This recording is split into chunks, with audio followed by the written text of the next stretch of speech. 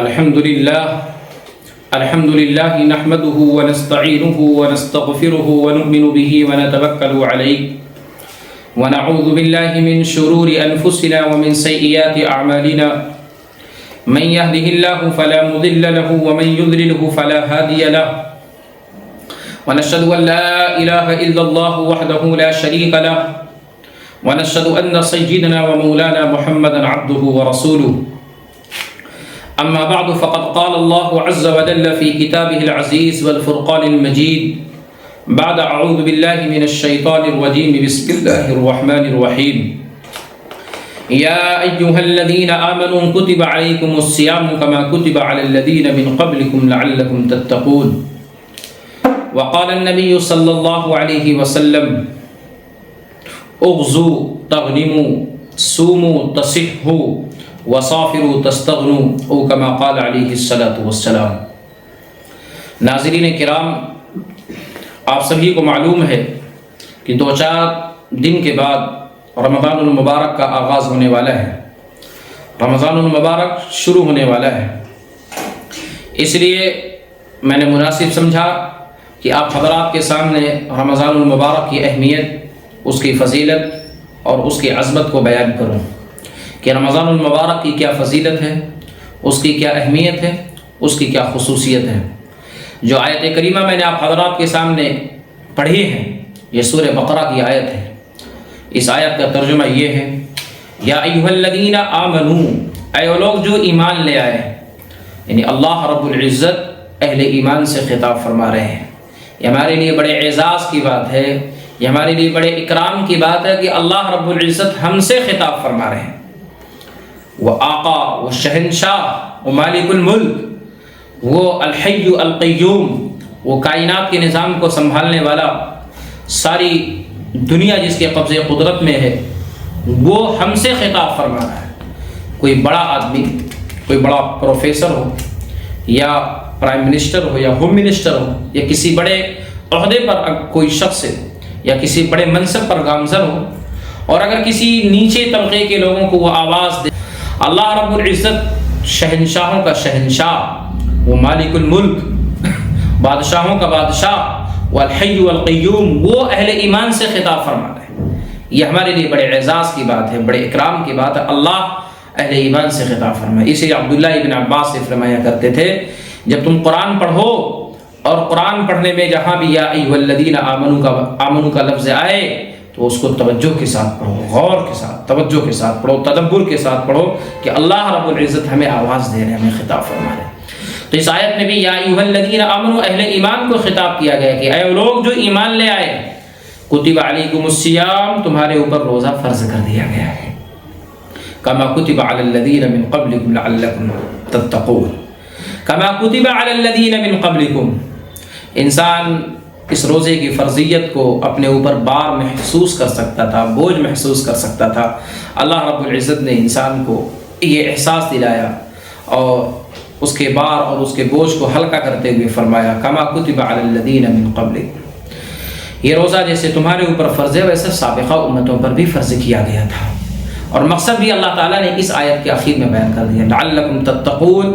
روزے کی فرضیت کا مقصد یہ ہے کہ تم متقی بن جاؤ، تم پرہیزگار بن جاؤ، تمہارے دلوں میں میرا استحضار زیادہ سے زیادہ آ جائے اور تم گناہوں سے بچنے والے بن جاؤ۔ عجیب بات ہے کہ اس امت کو جتنے بھی احکامات دیے گئے ہیں، جتنی بھی عبادتیں دی گئی ہیں، جتنے بھی اعمال دیے گئے ہیں، کسی بھی حکم کو یا کسی بھی عمل کرنے کی ترغیب نہیں دی گئی ہے، لیکن روزہ ایک ایسی عبادت ہے کہ اللہ رب العزت نے اس کا حکم دینے سے پہلے اس کی ترغیب دی ہے، اس کی ترغیب دی ہے کہ اے لوگو، اے مومنو، تمہارے اوپر روزہ فرض کیا گیا ہے جیسا تم سے پہلی امتوں پر فرض کیا گیا تھا۔ یعنی جس روزے کی فرضیت کو تم اپنے اوپر بار محسوس کر رہے ہو، بوجھ محسوس کر رہے ہو، تم اپنے لیے مشقت سمجھ رہے ہو، پریشانی کا سبب سمجھ رہے ہو، باعث تکلیف سمجھ رہے ہو، یہ روزہ صرف تمہارے اوپر فرض نہیں ہے، تم سے پہلے جتنی بھی امتیں اس روئے زمین پر آئی ہیں، اس دنیا کے اندر آئی ہیں، یہ روزے ان کے اوپر بھی فرض کیے گئے تھے۔ اس لیے تم روزے کی فرضیت کو اپنے اوپر بار محسوس مت کرو، روزے کی فرضیت کو تم اپنے لیے جو ہے باعث تکلیف نہ سمجھو۔ اور اللہ رب العزت نے مقصد بیان کر دیا، مقصد یہ ہے کہ تمہارے دلوں میں زیادہ سے زیادہ استحضار پیدا ہو جائے، میرا ڈر پیدا ہو جائے، خوف پیدا ہو جائے۔ رمضان المبارک کے اندر جتنا زیادہ اللہ کا استحضار پیدا ہوتا ہے، اللہ رب العزت کا خوف اور ڈر جتنا زیادہ یاد آتا ہے، غیر رمضان کے اندر اتنا یاد نہیں آتا۔ کیا وجہ ہے کہ رمضان المبارک کے اندر انسان بند کمرے میں ہوتا ہے، بند کمرے میں، دروازے میں چٹخنی بھی لگا لیتا ہے، کوئی نہیں ہوتا، سخت گرمی ہے، اس کو پیاس بھی لگی ہوئی ہے، اور سامنے فریج بھی ہے، فریج کے اندر ٹھنڈا پانی بھی ہے، پیاس بھی سخت لگی ہوئی ہے، شدید پیاس لگی ہے، اس کے باوجود بھی وہ پانی نہیں پیتا ہے۔ حالانکہ اگر وہ ایک گلاس پی لے اور پھر وہ باہر جائے پانی پینے کے بعد، تو کوئی اس کو یہ نہیں سمجھے گا کہ یہ روزے سے نہیں ہے، کہ اس کے دوست کو، اس کے احباب کو، گھر والوں کو بھی نہیں پتہ چلے گا، اور معاشرے میں، سوسائٹی میں وہ روزہ دار کہلائے گا۔ ان سب کے باوجود، ساری سہولتوں کے باوجود، ساری آسانیوں کے باوجود، ساری فیسلٹیز کے باوجود، سارے اسباب مہیا ہونے کے باوجود بھی انسان فریج کو کھول کر کے ایک گلاس پانی نہیں پیتا ہے، محض اللہ کا ڈر، محض اللہ کا خوف، اس کا استحضار کہ اللہ دیکھ رہا ہے، چاہے کوئی دیکھے یا نہ دیکھے۔ اسی کو میں کہہ رہا تھا لعلکم تتقون، اس کا مقصد یہ کہ تم متقی بن جاؤ، تم پرہیزگار بن جاؤ، تمہارے دلوں میں میرا ڈر پیدا ہو جائے، تمہارے دلوں میں میرا استحضار پیدا ہو جائے۔ تو اللہ رب العزت نے روزے کی فرضیت کی بہت ساری جو حکمتیں بیان کی ہیں، وہ حکمت ایک بیان کی لعلکم تتقون، تاکہ تم متقی بن جاؤ، پرہیزگار بن جاؤ۔ اور اس ماہ کے سلسلے میں، اس ماہ رمضان کی بے شمار فضائل اللہ کے نبی علیہ الصلوۃ والسلام نے بیان فرمائے ہیں۔ چنانچہ اللہ کے نبی علیہ الصلوۃ والسلام یہ فرماتے ہیں، اذا كان اول لیلۃ من شہر رمضان، یا اذا كان اول یوم من رمضان، جب رمضان کا پہلا دن ہوتا ہے تو صفدت الشیاطین ومردت الجن، سارے سرکش شیاطین کو اور جناتوں کو قید کر لیا جاتا ہے، ان کے پیروں میں بیڑیاں ڈال دی جاتی ہیں۔ تو یہ مسلمانوں کے لیے بہت بڑی نعمت ہے کہ سرکش شیاطین کے پیروں میں بیڑیاں ڈال دی جاتی ہیں، تو انسان شیاطین کے وساوس اور خیالات سے محفوظ ہو جاتا ہے، پھر انسان زیادہ سے زیادہ اللہ کی عبادت کر سکتا ہے، اللہ رب العزت کا ذکر کر سکتا ہے، قرآن کریم کی تلاوت کر سکتا ہے، کیونکہ شیطانی وساوس سے وہ محفوظ ہو گیا۔ تو اللہ رب العزت سرکش شیاطین کو اور سرکش جناتوں کو اس ماہ کے اندر قید کر لیتے ہیں۔ وغلقت ابواب النیران، جہنم کے جتنے بھی دروازے ہیں اس مہینے کے اندر سارے دروازوں کو بند کر دیا جاتا ہے۔ فلم یغلق منہا باب، جہنم کا کوئی دروازہ اللہ رب العزت کھول کر کے نہیں رکھتے، سارے دروازوں کو بند کر دیتے۔ وفتحت ابواب الجنہ، اور جنت کے سارے دروازوں کو کھول دیا جاتا ہے۔ فلم یغلق منہا باب، اور جنت کا کوئی دروازہ بند نہیں ہوتا، سارے دروازے۔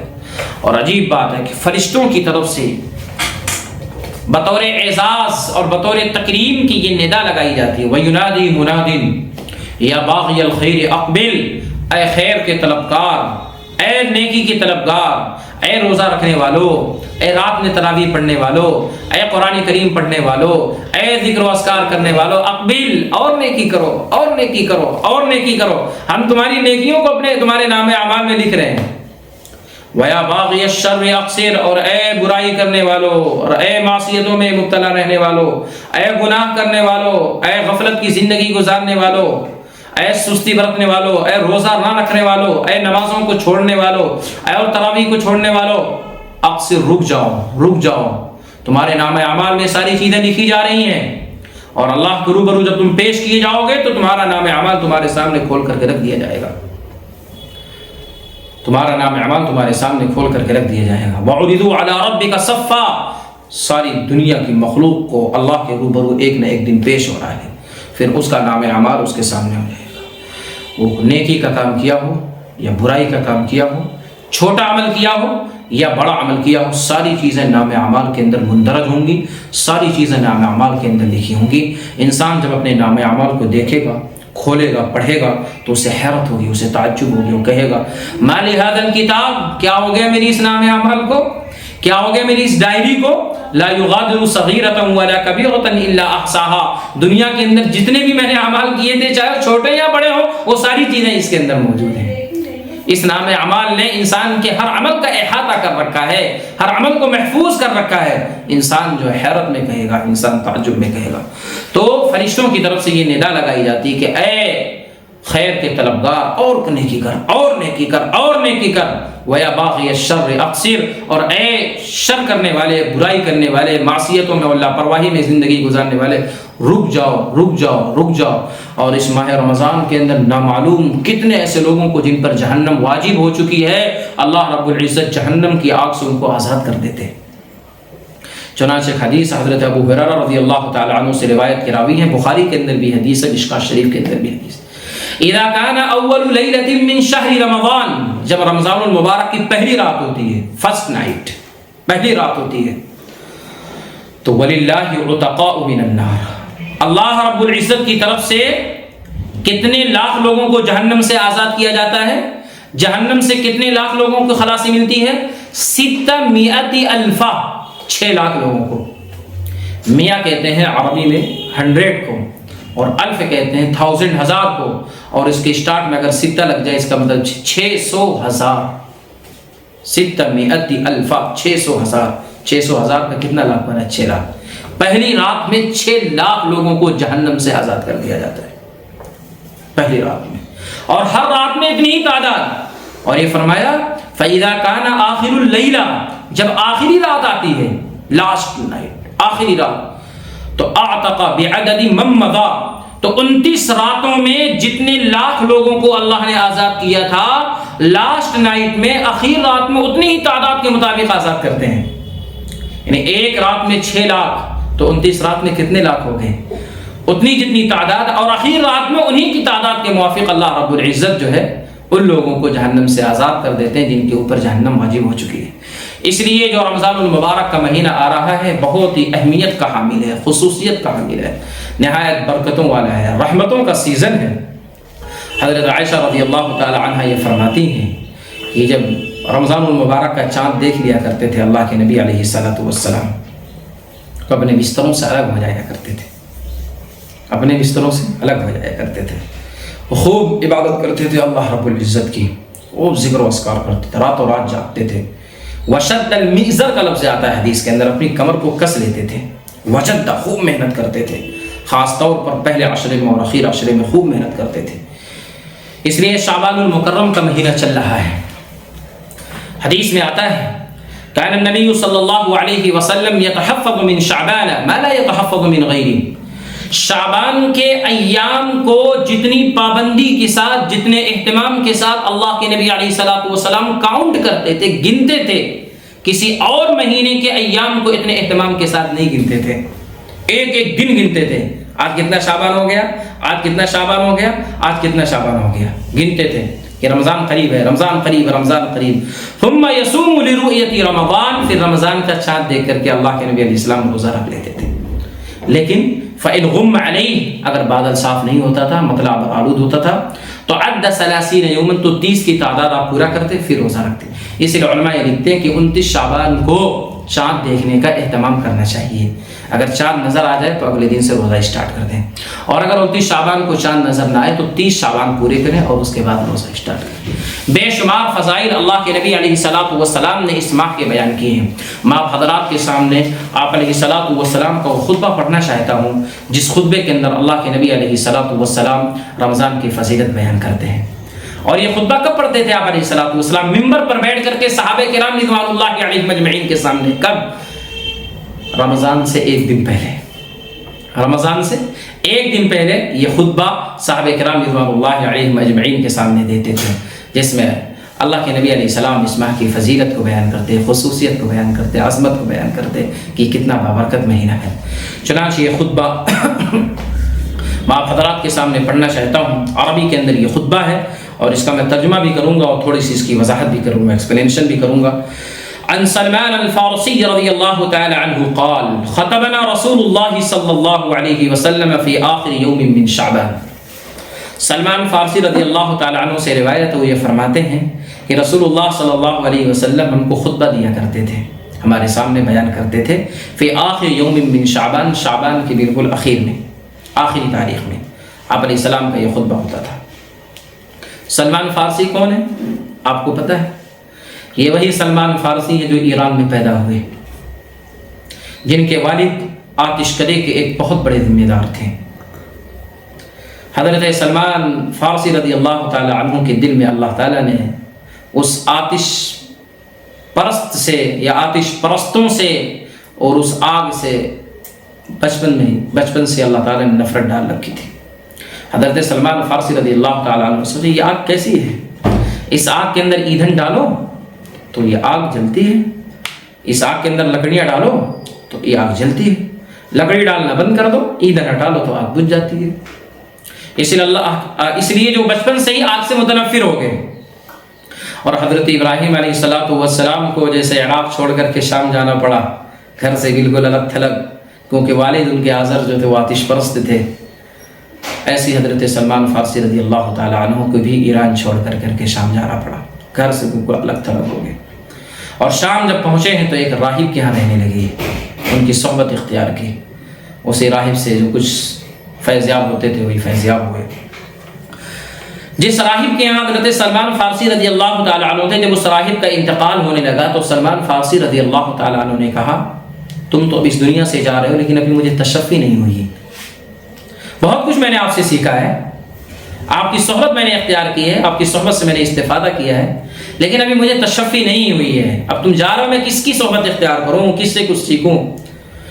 تو اس راہب نے کہا کہ دیکھو جہاں تک میرا علم کہتا ہے کہ جنوب کی طرف ان علاقوں میں جہاں کھجور کی پیداوار ہوتی ہے وہاں ایک نبی کا ظہور ہوگا، تم ان کی صحبت اختیار کرو، ٹرائی اور لگ جاؤ ڈھونڈو، ہو سکتا ہے کہ تمہاری محنت، تمہاری کوشش اور تمہارا ذوق اور تمہارا شوق، تمہاری کڑھن ان کے قدموں تک پہنچا دیں۔ چنانچہ سلمان فارسی رضی اللہ تعالیٰ عنہ ایک قبیلے کے ساتھ، ایک گروہ کے ساتھ، ایک جماعت کے ساتھ شام سے نکل پڑے۔ اتفاق ایسا ہوا کہ جس گروہ کے ساتھ حضرت سلمان فارسی رضی اللہ تعالیٰ عنہ، ڈاکوؤں نے اس قبیلے کے اوپر، اس گروہ کے اوپر حملہ کیا، اور ڈاکوؤں نے سلمان فارسی رضی اللہ تعالیٰ عنہ کو قید کر کے، گرفتار کر کے، اریسٹ کر کے مدینہ کے یہودیوں کے حوالے کر دیا۔ دیکھیے سلمان فارسی رضی اللہ تعالیٰ عنہ کہاں پہنچ گئے؟ مدینہ پہنچ گئے، لیکن مدینہ بھی آزاد نہیں ہوئے، وہ قید و بند کی صعوبتیں گزار رہے ہیں، پیروں میں بیڑیاں پڑی ہوئی ہیں، غلامی کی زندگی، رقیت کی زندگی گزار رہے ہیں۔ لیکن بہرحال مدینہ میں ہے تو خبریں موصول ہو رہی ہیں حضرت سلمان فارسی رضی اللہ تعالیٰ عنہ کو کہ مکہ کے اندر کوئی شخص ہے جس نے نبوت کا دعویٰ کیا ہے، جو مدعی نبوت ہے، تو دل میں یہ خواہش بھی پیدا ہو رہی ہے کہ میں اس شخص کا دیدار کرنا چاہتا ہوں۔ آپ نے سنا ہوگا وہ محاورہ کہ جو ہے پیاسا کنویں کے پاس جاتا ہے، جس کو پیاس لگی ہوتی ہے وہ کنویں کے پاس جاتا ہے، کنواں کبھی چل کر کے پیاسے کے پاس نہیں آتا۔ یہ حضرت سلمان فارسی رضی اللہ تعالیٰ عنہ کی خوش نصیبی دیکھیے کہ یہاں کنواں، آپ علیہ الصلوۃ والسلام خود چل کر کے مدینہ المنورہ آ رہے ہیں ہجرت کر کے۔ چنانچہ اللہ کے نبی علیہ الصلوۃ والسلام جب ہجرت کر کے مدینہ المنورہ تشریف لائے، حضرت سلمان فارسی رضی اللہ تعالیٰ عنہ کی اس کا علم ہوا، لیکن چونکہ اس وقت ابھی غلامی کی زندگی گزار رہے تھے، اپنے آقا سے درخواست کی کہ مجھے کچھ کھجوریں چاہیے اور میں فلاں شخص سے ملاقات کرنا چاہتا ہوں۔ چنانچہ انہوں نے کھجور کی ٹوکری لی اور اللہ کے نبی علیہ الصلوۃ والسلام کی خدمت میں پیش کی۔ اللہ کے نبی علیہ الصلوۃ والسلام نے فرمایا یہ صدقہ ہے یا ہدیہ ہے؟ اچھا وہ راہب جس کی صحبت میں کئی برس رہے حضرت سلمان فارسی رضی اللہ تعالیٰ عنہ، جنہوں نے آپ علیہ الصلوۃ والسلام کا پتہ دیا تھا، اس نے ایک بات کہی تھی کہ وہ نبی ایسے ہوں گے کہ وہ ہدیہ تو قبول کریں گے، صدقہ قبول نہیں کریں گے۔ تو اللہ کے نبی علیہ الصلوۃ والسلام نے پوچھا یہ جو تم کھجور لائے ہو یہ صدقے کی ہے یا ہدیے کی ہے؟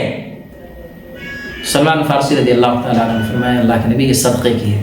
آپ نے فرمایا لے جاؤ، میں صدقہ نہیں، غربا میں تقسیم کر دو، فقراء میں تقسیم کر دو، صدقہ میرے لیے جائز نہیں ہے۔ چنان چلے گئے، 2-4 دن کے بعد پھر آئے کھجوروں کی ٹوکری لے کر کے، فرمایا یہ آپ کی خدمت۔ پھر آپ نے پوچھا یہ صدقے کی یا ہدیے کی ہے؟ حضرت سلمان فارسی نے فرمایا رضی اللہ تعالیٰ عنہ کہ یہ ہدیہ ہے۔ آپ نے اس کو قبول فرما لیا۔ اسی وقت حضرت سلمان فارسی رضی اللہ تعالیٰ عنہ آپ کے قدموں میں پڑھ کر کے رونے لگے اور ایمان کو قبول فرما لیا۔ یہ سلمان فارسی رضی اللہ تعالیٰ عنہ ہیں جن کے بارے میں آپ نے فرمایا سلمان منا اے من اہل البیت، سلمان اہل بیت میں، وہ اس روایت کے راوی ہیں، وہ اس روایت کے راوی ہیں، بیہقی کی روایت ہے۔ وہ یہ فرماتے ہیں کہ اللہ کے نبی علیہ الصلوۃ والسلام آخری شعبان کی آخری تاریخ میں ہم لوگوں کو واعظ فرمایا کرتے تھے اور فرماتے تھے کہ دیکھو فقال یا ایھا الناس، اے لوگو قد اضلکم شہر عظیم، تمہارے اوپر ایک مہینہ آ رہا ہے، ایک مہینہ سائے کی طرح آ رہا ہے، سائبان کی طرح آ رہا ہے، چھا رہا ہے۔ شہر عظیم، بہت عظمت والا مہینہ، بہت ہی مبارک مہینہ، فضیلت والا مہینہ، بابرکت مہینہ۔ شہر عظیم، عظیم کا لفظ اللہ کے نبی علیہ الصلوۃ والسلام نے استعمال کیا۔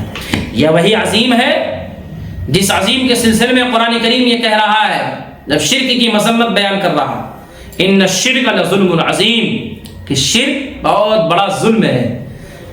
ظلم کی صفت جو ہے عظیم لا کر کے اللہ رب العزت نے بیان کر دیا کہ شرک سے بڑا کوئی گناہ نہیں ہے۔ اور اللہ رب العزت اپنی ذات کے بارے میں کیا کہہ رہے ہیں؟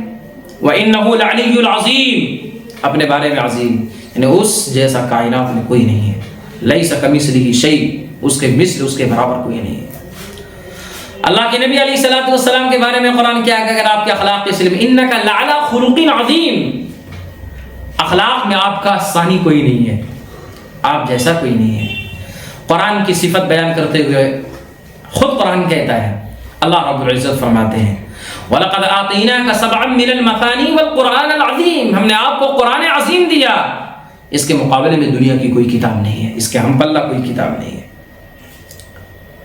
تو جس کی صفت قرآن نے عظیم بیان کی اس جیسی کوئی کتاب نہیں، جس کے اخلاق کے بارے میں قرآن نے عظیم کہا اس کے اخلاق کا مقابل کوئی نہیں۔ اللہ نے اپنی ذات کے بارے میں العلی العظیم کہا تو اس کا بھی مقابل کوئی نہیں، اس کے مثل کوئی نہیں۔ اس امت کے بارے میں کہا فقد فاز فوزا عظیما، تو اس امت کا مقابل کوئی نہیں۔ اللہ کے نبی علیہ الصلوۃ والسلام اس ماہ کے سلسلے میں کہہ رہے ہیں شہر عظیم، بہت عظمت والا مہینہ، یعنی اس مہینے کا کوئی مقابل نہیں ہے، اس مہینے کا کوئی مقابل نہیں ہے۔ شہر مبارک، یہ مبارک مہینہ ہے، بابرکت مہینہ ہے۔ کیا ہے اس کی برکت ہے؟ اب تفصیل آ رہی ہے، اس کی ڈیٹیل بتا رہے ہیں اللہ کے نبی علیہ السلام۔ شہر فیہ لیلۃ خیر من الف شہر، دیکھو اس کی برکت یہ ہے کہ اس مہینے کے اندر ایک رات آ رہی ہے خیر من الف شہر، جو 1000 راتوں سے بہتر ہے۔ ایک رات کی عبادت کا ثواب 1000 راتوں کی عبادت کے برابر، بلکہ اس سے بھی کہیں زیادہ خیر، اس سے بھی زیادہ کمپیریٹیو ڈگری استعمال کی گئی، اس سے بھی زیادہ بہتر۔ فرمایا جعل اللہ صیامہ فریضہ، اللہ نے اس کے روزے کو فرض کیا ہے، وقیام لیلہ تطوع، اور اس کے رات کے قیام کو نفل قرار دیا ہے۔ روزہ فرض ہے، رات کی تراویح سنت ہے، نفل ہے۔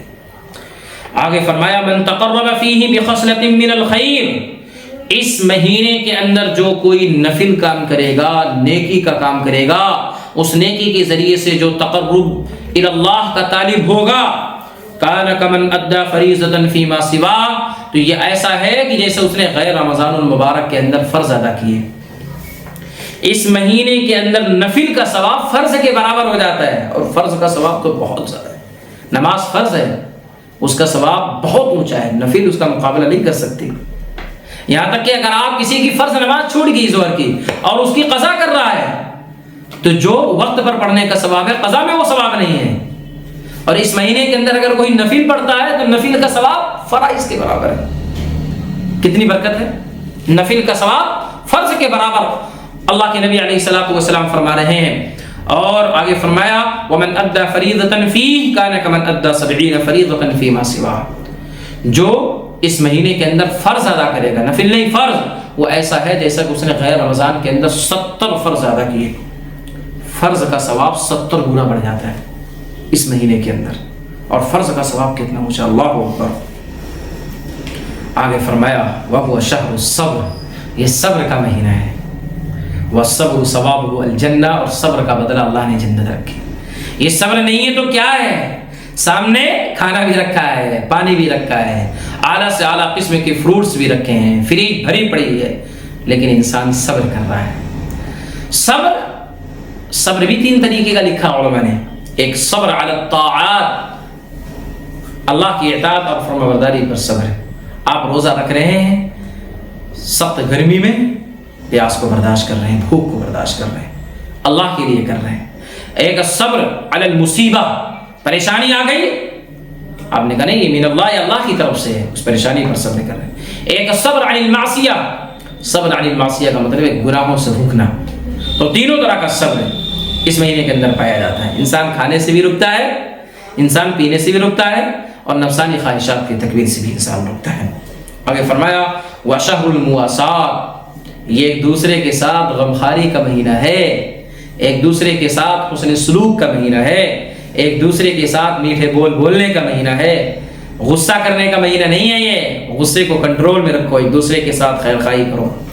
آگے فرمایا وشہر یزاد فیہ رزق المومن، اس مہینے کے اندر مومن کا رزق بڑھا دیا جاتا ہے۔ رزق بڑھانے کا مطلب برکت اللہ رب العزت عطا فرماتے ہیں۔ آپ دیکھیں گے کہ غریب سے غریب انسان بھی اس مہینے کے اندر اچھا سے اچھا کھاتا ہے، اس کے دسترخوان کے اوپر افطاری کے اندر طرح طرح کے فروٹس ہوتے ہیں، میوے ہوتے ہیں، پھل ہوتے ہیں، شربت ہوتے ہیں، دودھ ہوتا ہے، کھجوریں ہوتی ہیں، غریب سے غریب انسان کے دسترخوان پر بھی، تو مومن کے رزق کو بڑھا دیا جاتا ہے۔ من فطر فیہ صائما کان لہ مغفرۃ لذنوبہ وعتق رقبتہ من النار، اس میں توجہ دینے کی ضرورت ہے۔ اللہ کے نبی نے فرمایا جو اس مہینے کے اندر کسی روزے دار کو افطار کرا دے گا تو یہ اس کے سارے گناہوں کو اللہ معاف فرما دیتے ہیں اور جہنم سے اس کی گردن کو آزاد کر دیتے ہیں۔ کسی روزے دار کو اگر اپنی افطار کرا دیا، اور روزہ رکھنے والوں کو جتنا ثواب ملتا ہے افطاری کرانے والوں کو ہی اتنا ہی ثواب ملتا ہے، اس کے اجر میں سے ذرہ برابر بھی کمی نہیں کی جاتی۔ کان لہ مثل اجرہ من غیر ان ينقص من اجرہ شیء، اور افطاری کرانے والے کو بھی روزہ رکھنے والے کے اجر کی طرح اجر ملتا ہے بغیر اس کے کہ اس کے اجر میں سے کچھ کم کیا جائے۔ صحابہ کو حیرانگی ہوئی، آج کا دور تھوڑی تھا صحابہ کرام رضوان اللہ علیہم اجمعین کا عہد، وہاں غربت تھی، فاقہ، تنگ دستی، افلاس، خود کے کھانے کے لالے پڑے ہوئے ہیں، چاہے جائے کسی کو وہ کچھ کھلائے، کسی کو کچھ پلائے، خود اگر ایک کھجور میسر ہو گئی تو بہت بڑی بات ہے، چاہے جائے کسی اور کو کھجور پیش کریں۔ تو صحابہ نے فوراً اعتراض کیا اللہ کے نبی علیہ الصلوۃ والسلام سے۔ اس سے پتہ چلا کہ صحابہ کو جب بھی کوئی معاملہ پیش آتا تھا تو وہ فوراً اللہ کے نبی علیہ الصلوۃ والسلام سے رخ کیا کرتے تھے، اللہ کے نبی علیہ الصلوۃ والسلام سے استفسار فرماتے، پوچھتے۔ اس لیے میں یہ بھی کہنا چاہتا ہوں کہ اللہ رب العزت نے علماء کو انبیاء کا وارث بنایا ہے، ان العلماء ورثۃ الانبیاء، اس لیے امت کو جو مسائل پیش آئے انہیں بھی فوراً علماء کی طرف رجوع کرنا چاہیے، جیسے صحابہ کرام رضوان اللہ علیہم اجمعین اللہ کے نبی علیہ الصلوۃ والسلام کی طرف رجوع فرمایا کرتے۔ تو صحابہ نے عرض کیا یا رسول اللہ لیس کلنا یجد ما یفطر به الصائم، ہمیں سے ہر شخص اتنی اہلیت تو نہیں رکھتا، اتنی لیاقت تو نہیں رکھتا، اتنی وسعت نہیں رکھ سکتا کہ روزے دار کو افطار کرا دے۔ ہمارے پاس تو خود بھی نہیں ہوتا ہے روزہ افطار کرنے کے لیے کچھ، کیسے وہ روزے دار کو افطار کرائے؟ اور آپ نے اتنا بڑا ثواب بیان کیا، اس کا مطلب ہے کہ اس ثواب کے حصول سے ہم محروم ہو جائیں گے۔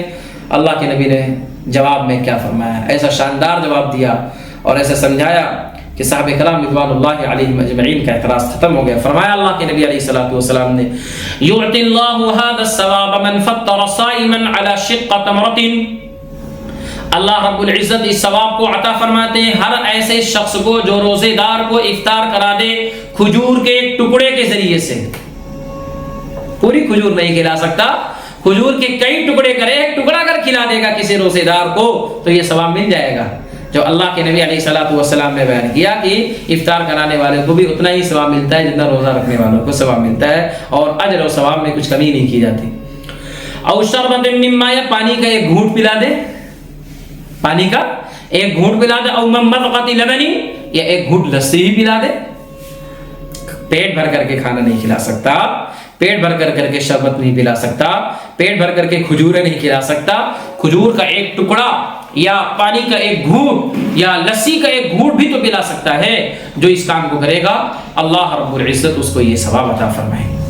اور آپ نے فرمایا کہ اس مہینے کو اللہ کے نبی علیہ السلام نے 3 حصوں میں ڈیوائیڈ کیا ہے، اس کے 3 عشرے ہیں، پہلا عشرہ، دوسرا عشرہ، تیسرا عشرہ۔ فرمایا وَهُوَ الشَّهْرُ الْأَوَّلُ رَحْمَةٌ، اس کا جو پہلا عشرہ ہے یہ رحمت کا ہے، وَأَوْسَطُهُ مَغْفِرَةٌ، اور اس کا جو درمیانی عشرہ ہے وہ مغفرت کا ہے، وَآخِرُهُ عِتْقٌ مِّنَ النَّارِ، اور اس کا جو آخری عشرہ ہے وہ جہنم سے خلاصی اور جہنم سے آزادی کا ہے۔ 3 حصے ہیں، پہلا عشرہ رحمت کا، دوسرا مغفرت کا، اور تیسرا جہنم سے خلاصی اور آزادی کا۔ ہر عشرے کو بڑے اہتمام کے ساتھ گزارنا ہے، اللہ کی عبادت میں، ذکر و اذکار میں، تلاوت قرآن میں اپنے اوقات کو صرف کرنا ہے۔ آگے بہت اہم بات اللہ کے نبی علیہ الصلوۃ والسلام نے فرمائی، غور سے سننے کی ضرورت ہے۔ فرمایا من خفف عن مملوکہ فی غفر اللہ لہ وعتقہ من النار، جو اپنے مملوک سے، اپنے خدام سے، اپنے مزدور سے، اپنے ماتحتوں سے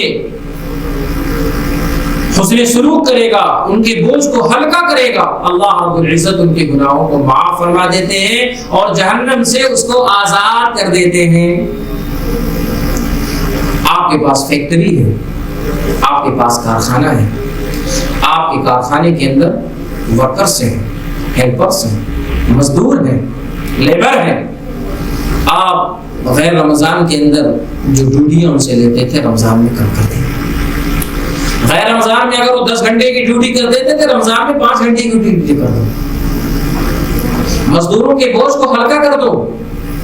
یہ کیا بات ہوئی کہ آپ فجر کی نماز پڑھ کر کے ظہر تک سو رہے ہیں اور آپ کا مزدور آپ کی فیکٹری میں، آپ کے کارخانے کے اندر 12 گھنٹے کام کر رہے ہیں۔ بوجھ کو ہلکا کر دو اپنے مزدور کے، جو بوجھ کو ہلکا کرے گا اپنے مزدور کو، اللہ رب العزت کل قیامت کے دن اس کے اوپر سے گناہوں کے بوجھ کو ہلکا کر دیں گے۔ کل قیامت کے دن انسان کے اوپر جب گناہوں کا بوجھ لادا جائے گا تو اللہ رب العزت اس گناہوں کے بوجھ کو ہلکا کر دیں گے جو رمضان کے اندر اپنے خدام، اپنے لیبر، اپنے مزدور کے بوجھ کو ہلکا کرے گا۔ اس لیے جو فیکٹری کے مالک ہیں، جو کارخانوں کے مالک ہیں، ان کے یہاں جو مزدور ہیں ان کے ساتھ حسن سلوک کا معاملہ کریں، ان کی پیمنٹ کو اور ان کی مزدوری کو وقت پر ادا کر دیں۔ رمضان سے پہلے ہی حساب و کتاب، صحابہ کرام رضوان اللہ علیہم اجمعین کا حال یہی تھا۔ رمضان سے پہلے جو قرض وغیرہ دے رہے تھے سب صفایا، معاملات کی صورت صفائی، قرض وغیرہ سے بالکل سرخدوش، قرض وغیرہ سے بالکل پاک صاف۔ یہ رمضان کا مہینہ آ رہا ہے، اگر صحابہ کرام رضوان اللہ علیہم اجمعین کے اوپر قرض ہوتا تھا تو ادا کر دیتے تھے، کسی کو دینا تھا تو دے دیتے تھے، اور معاملات کی صفائی شعبان کے مہینے میں ہی کر لیتے تھے۔ اس لیے اپنے مزدوروں کے بوجھ کو ہلکا کرو۔ اس لیے میں یہ بھی کہتا ہوں، اور میں نے جمعے کے خطاب میں بھی یہ بات کہی تھی کہ بہت سے ہمارے سوسائٹی کے اندر، ہمارے معاشرے کے اندر ایسے لوگ ہیں جو اللہ رب العزت نے جنہیں مال و زر سے نواز رکھا ہے، جن کا ایک مکان نہیں، 2 3 3 4 4 مکان ہیں، اور سب کو انہوں نے رینٹ پر دے رکھا ہے۔ ان مکانوں کے اندر، ان کمروں کے اندر کرایہ دار رہتے ہیں، کرایہ دار صبح سے شام تک مزدوری کرتے ہیں اور مہینے کے اختتام پر مالک کو کرایہ دے دیتے ہیں۔ اگر اللہ نے آپ کو صاحب حیثیت بنایا ہے، صاحب وسعت بنایا ہے، آپ کو مالدار بنایا ہے، نواز رکھا اللہ رب العزت نے، سائیڈ انکم بھی آپ کے پاس ہے، ارننگ سورس بھی آپ کے پاس ہے، اگر ہو سکے تو ان کرایہ داروں کو کچھ نہ کچھ کرایہ ہلکا کر دیا۔ آپ 11 مہینے 5,000 روپے لیتے ہیں ہر کرایہ دار سے، اس مہینے کے اندر اگر ہو سکے تو آپ 3 کر لیجیے، 3500 کر لیجیے، 4,000 کر لیجیے، کچھ کم کرو۔ ان کے دلوں میں جو خوشی ہوگی ان خوشی کو میں اپنے الفاظ میں بیان نہیں کر سکتا۔ اور اخیر میں مت کم کرو کہ رمضان کا مہینہ گزر جائے، وہ کرایہ دینے آ رہے ہیں تو آپ نے ان کو 1,000 روپے ریٹرن کر دیں، نہیں، رمضان کا مہینہ شروع ہونے سے پہلے ہی ان کو بتا دو ان کے کانوں میں کہ دیکھو بھائی یہ رمضان المبارک کا مہینہ آ رہا ہے، آپ کا کرایہ ہاف ہو گیا، یا آپ کا 20% چھوٹ، آپ کا 30% چھوٹ۔ عجیب بات ہے، مسلمان رمضان المبارک کے اندر 10,000 روپے 20,000 روپے افطاری میں صرف کر دیتا ہے، مسجدوں کے اندر 25,000 روپے کی افطاری کرا دیتا ہے۔ کیا مقصد ہے افطاری کرانے کا؟ افطاری کا مقصد صرف ثواب حاصل کرنا ہی تو ہے کہ اللہ کے نبی علیہ السلام نے فرمایا جو روزے دار کو افطار کرا دے گا اس کو ثواب روزے دار کی طرح ملے گا۔